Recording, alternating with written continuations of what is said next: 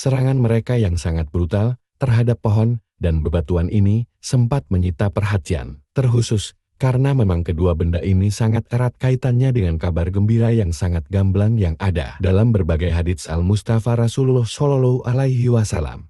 Sebagaimana yang kita saksikan di zaman ini, zaman Intifadah Al-Aqsa, sesungguhnya kekejaman dan kebrutalan Yahudi tidak hanya terbatas kepada orang-orang Palestina saja, tetapi telah merambah kepada benda-benda lain yang ada di sekeliling mereka, termasuk di antaranya pohon dan batu. Dengan perbuatan mereka ini, secara tidak sadar dalam peperangan ini, mereka telah menyulut pohon dan batu berdiri dalam satu barisan bersama penduduk Palestina untuk melakukan pembalasan. Dan perbuatan mereka ini hanyalah membuktikan secara amat nyata bahwa masa berkobarnya peperangan itu sudah semakin dekat. Hanya Allah yang membuktikan janjinya, sementara banyak di antara manusia yang tidak mengetahuinya.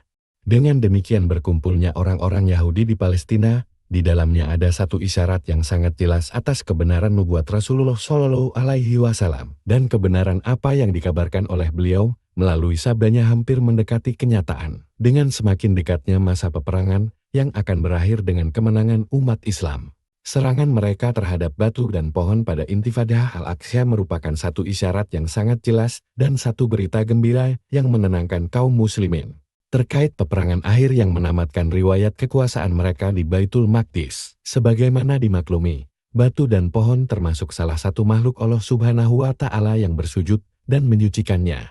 Allah Subhanahu wa Ta'ala berkalam, apakah kamu tiada mengetahui bahwa kepada Allah bersujud apa yang ada di langit, di bumi, matahari, bulan, bintang, gunung, pohon-pohonan, binatang-binatang yang melata, dan sebagian besar daripada manusia. Dan banyak di antara manusia yang telah ditetapkan azab atasnya, dan barang siapa yang dihinakan Allah, maka tidak seorang pun yang memuliakannya. Sesungguhnya Allah berbuat apa yang Dia kehendaki. Al-Hajj 18. Pohon dan batu juga turut bertasbih kepada Allah seperti umumnya seluruh makhluk Allah yang lainnya. Allah Subhanahu wa Ta'ala berkalam, langit yang 7, bumi, dan semua yang ada di dalamnya bertasbih kepada Allah. Dan tak ada suatu pun, melainkan bertasbih dengan memujinya.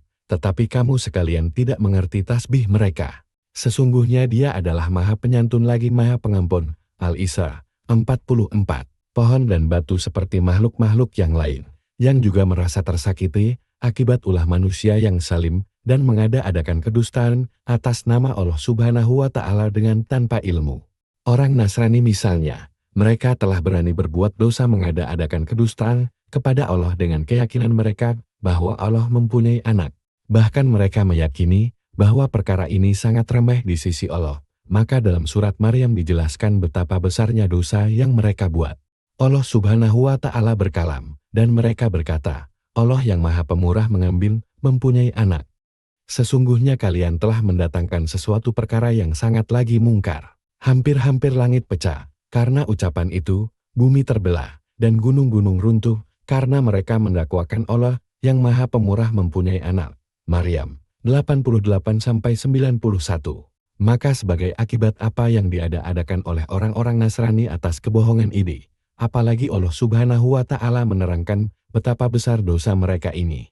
Ayat tersebut menerangkan adanya pengaruh terhadap alam semesta. Langit dengan keagungan dan ketinggiannya hampir saja runtuh. Bumi dengan luasnya hamparan tidak mampu menanggung besarnya kebohongan ini sehingga hampir saja terbelah. Bahkan gunung dengan kekokohan serta kekerasan bebatuannya hampir saja menjadi abu karena besarnya dosa tersebut di sisi Allah Zat yang tidak mengambil pasangan dan anak.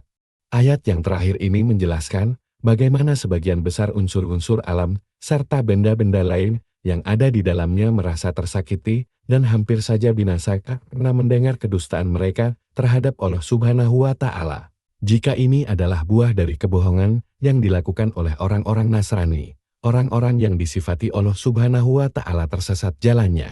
Lantas bagaimana lagi dengan keadaan bumi Baitul Maqdis yang di atasnya tinggal orang-orang yang paling besar dustanya dalam mengada-adakan atas nama Allah, serta berani berbuat lancang terhadapnya? Bagaimana dengan debu-debu jalanan Baitul Maqdis yang kenyang dengan darah para syuhada Al-Aqsa yang di dalam tanahnya, juga bersemayam jasad para nabi, ahli ibadah, serta para sahabat? Bagaimana pula dengan pohon tir, zaitun, kurma, dan pohon-pohon lainnya yang bernasib mujur tidak ikut dibabat Yahudi Salim. Semua benda yang berada di Baitul Maqdis kini telah merasa tersakiti dengan ulah orang-orang Yahudi itu, baik karena keberadaan mereka di sana, kesaliman yang mereka lakukan, kebohongan yang mereka ada-adakan, maupun pembantaian dan kerusakan yang telah mereka lakukan di sana. Bisa jadi, pohon dan batu adalah benda yang paling menderita karena perbuatan di luar batas, tanpa henti, serta dilakukan dengan penuh sukacita oleh orang-orang Yahudi. Kedua benda itu paling banyak menjadi korban daripada yang lainnya. Mungkin inilah yang mendorong kedua benda tersebut bergabung dengan kaum muslimin guna membersihkan Baitul Maqdis dari kejahatan dan kesaliman mereka. Lebih-lebih mereka telah membuat kedustaan terhadap agama yang diturunkan Allah dan menimpakan kesengsaraan terhadap pemeluknya. 3. Berita Nabi terkait peperangan kaum muslimin melawan Yahudi. Seperti yang telah diterangkan dalam pendapat yang rajih pada pembahasan pertama di pasal ini, bahwa sebagian hadits memberikan petunjuk terkait peperangan besar akhir zaman, di mana kaum muslimin melawan Dajjal sebelumnya telah didahului oleh peperangan kaum muslimin melawan kaum Yahudi, adapun kondisi realnya. Perang inilah yang nantinya akan melenyapkan negara Israel dari bumi Baitul Maqdis. Sebenarnya berita Nabi Shallallahu Alaihi Wasallam yang berkaitan dengan kehancuran total bangsa Yahudi di Palestina telah memberikan jawaban atas berbagai pertanyaan yang selama ini belum terjawab. Jelasnya, hadits-hadits Nabi Shallallahu Alaihi Wasallam yang erat kaitannya dengan tanda-tanda hari kiamat telah memberikan banyak penjelasan mengenai masalah ini. Bahkan dalam beberapa riwayat hadits, Rasulullah Shallallahu Alaihi Wasallam pernah bermajelis bersama para sahabat yang mulia. Beliau duduk lama sekali saat beliau memberi kabar kepada mereka berbagai pertanda hari kiamat, serta apa saja yang akan terjadi pada umat Islam di masa mendatang. Terlebih lagi, sebagian riwayat hadits dari para sahabat ada yang menyatakan dengan jelas bahwa sebenarnya Nabi Shallallahu Alaihi Wasallam hendak mengulasnya secara tuntas sampai hal-hal yang paling kecil. Inilah bentuk rasa sayang seorang Nabi kepada umatnya, agar mereka selalu waspada dalam mengantisipasi berbagai keburukan yang datang tiba-tiba, dari hal yang kecil sampai besar. Bagaimanapun antusias kita, bahwa metode Nabi Shallallahu Alaihi Wasallam di dalam menguraikan berbagai pertanda hari kiamat. Jika diperhatikan kita tidak akan menemukan rincian yang detail terkait pergulatan antara umat Islam versus umat Yahudi kecuali hanya dari satu sisi ini. Sebuah peperangan akhir dan total. Beliau seakan-akan menutupi sebagian besar lembaran hitam kisah pilu berkepanjangan akibat peperangan melawan mereka. Dimulai dari bersatunya mereka di bumi Palestina setelah bercerai-berai di seluruh sudut dunia, sampai keberanian mereka mengobarkan peperangan, penghinaan mereka terhadap kaum muslimin, kekuatan lobi mereka di negara-negara Islam dan negara-negara Barat, serta propaganda dusta mereka. Pertanyaannya, apa hikmah yang tersembunyi di balik maksud Rasulullah Shallallahu Alaihi Wasallam yang hanya secara singkat menyebut-nyebut peperangan akhir antara kita melawan orang-orang Yahudi? Mengapa pula nasib pilu umat Islam di Palestina seakan-akan diabaikan?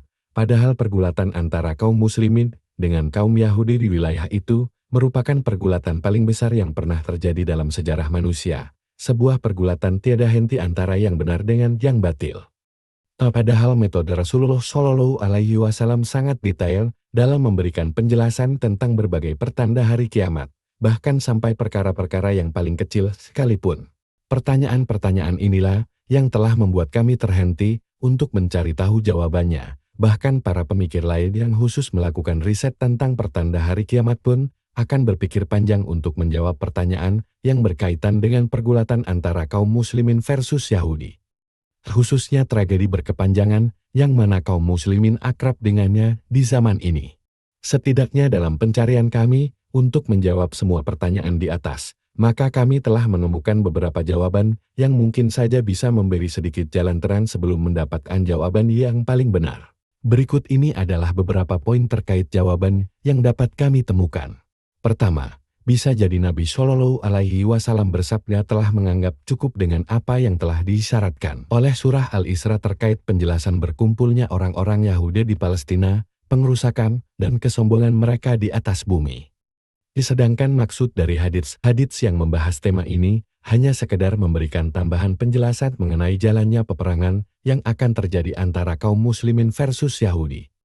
ataupun memberikan penjelasan bagaimana sifat dasar pertolongan ilahi bagi kaum muslimin dengan benda-benda mati. Kedua, ketika seorang muslim menyadari bahwa dirinya sedang menjadi tawanan dari kondisi yang menyakitkan dan tersalimi, sesungguhnya dirinya tidak membutuhkan penjelasan tentang gambaran detail tentang kondisinya. Karena penjelasan yang seperti itu tidak akan mendatangkan manfaat apapun terhadap dirinya untuk segera keluar dari kondisi sulit yang melingkupinya. Akan tetapi yang paling penting dan yang paling dibutuhkannya adalah penjelasan yang ada hubungannya dengan jalan menuju kebebasan serta cara untuk selamat. Terbitnya pengharapan yang membuat dirinya bersemangat, dan tanda-tanda akan datangnya pertolongan, inilah yang lebih penting bagi dirinya dalam menghadapi pergulatan melawan situasi yang tidak diharapkan. Sekarang ini kaum muslimin melihat diri mereka berhadapan langsung dengan pertempuran yang menyakitkan melawan orang-orang Yahudi serta serbuan-serbuan mereka. Apakah ada manfaat yang dapat diambil sedikit saja bagi mereka jika semua sisi dari kesaliman Yahudi diterangkan kepada mereka dengan panjang lebar sedangkan mereka sendiri sudah sangat akrab dengan semua itu? Tentu saja tidak, sebab memberikan kepada satu kaum gambaran yang mendetail atas satu kondisi yang pahit, sedangkan mereka mengalaminya secara langsung tidak akan merubah kenyataan apapun, bahkan bisa jadi hal ini justru akan membuat kondisi mereka semakin terpuruk.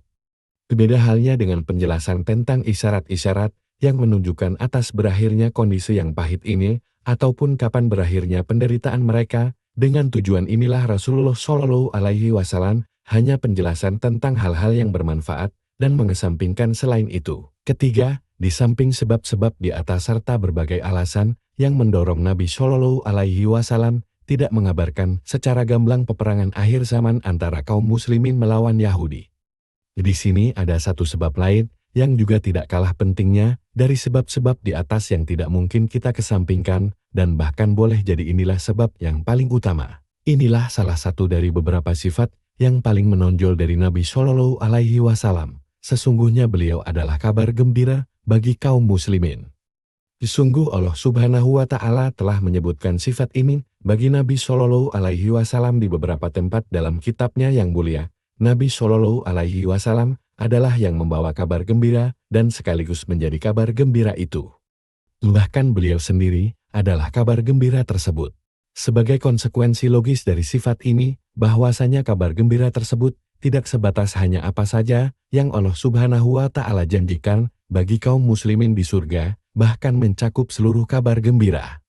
Terkhusus kabar gembira dalam kehidupan mereka di dunia, agar digunakan sebagai pijakan selama mereka mengarungi lautan sejarah kehidupan manusia.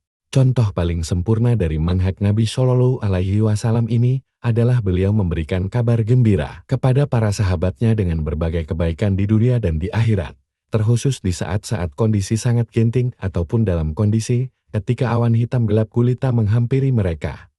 Maka tidak ada satu kondisi sulit pun yang menyakitkan kaum muslimin generasi awal, dan tidak ada satu peristiwa pun yang menyakitkan yang disampaikan oleh para sahabat kepada beliau kecuali kabar gembira dari Nabi Shallallahu Alaihi Wasallam menemaninya. Ada kalanya kabar gembira itu dengan janji kemenangan atau dekatnya masa kejayaan serta kedudukan mereka di muka bumi, di samping apa-apa yang dijanjikan Allah bagi kaum muslimin kemuliaan di akhirat. Dan tujuan dari manhaj ini yang mana Nabi Shallallahu Alaihi Wasallam selalu menerapkannya adalah meningkatkan serta menyegarkan spirit semangat kaum muslimin, menumbuhkan pengharapan di hati mereka, memberikan pemahaman para pembela kebenaran di muka bumi, serta menggembirakan mereka bahwa akibat yang baik pasti milik mereka. Dari hal yang semacam ini, selanjutnya diharapkan semangat dan kepercayaan diri umat Islam kepada Allah akan tetap meningkat.